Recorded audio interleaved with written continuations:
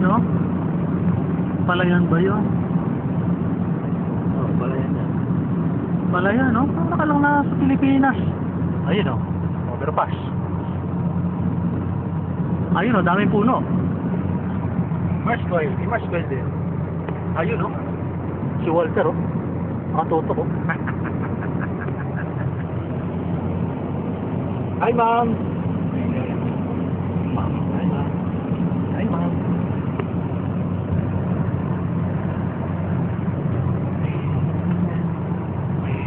Yun oh, langit. Oh, makakita langit kulay blue. Yes. Kulay blue langit. At last.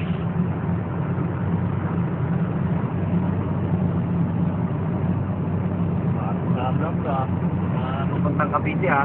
Yan. South Luzon Expressway. Tatanungin ko itong aking kasama ko na masasabi niya sa Thailand. Ang masasabi ko sa Thailand ay Thailand pa rin. Parang Pilipinas lang eh. Pilipinas lang. Pag nasakyan na namin ng ano, siguro pag Maraming una. Yun. Maraming tubo. Pareho lang pala yun. Saging.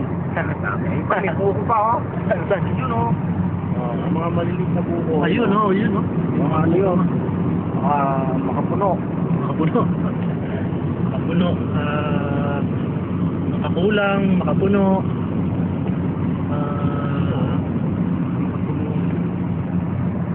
Ayun.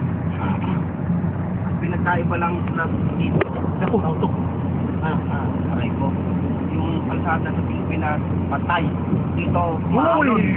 Para ka nag-desert to pare. Okay. Mahalon, pagpundok-pundok.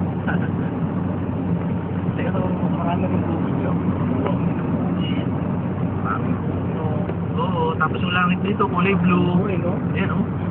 Kulay blue. Parang lang nasa Bulacan eh oh. Luzon Expressway. Para kami dyan sa Giginto ha. Saka pala pangalan ng aming driver ay Mr. Your name friend? Ito pa rin, Natapol. The one, Natapol. Mr. Natapol. Aray ko. Mahalon po mga kaibigan, ang daan. Konti lang. Okay. Abay siya eh. From airport, almost 2 hours. So, patay pa na muna ulit. Bye-bye. Bye-bye ma'am. Bye-bye.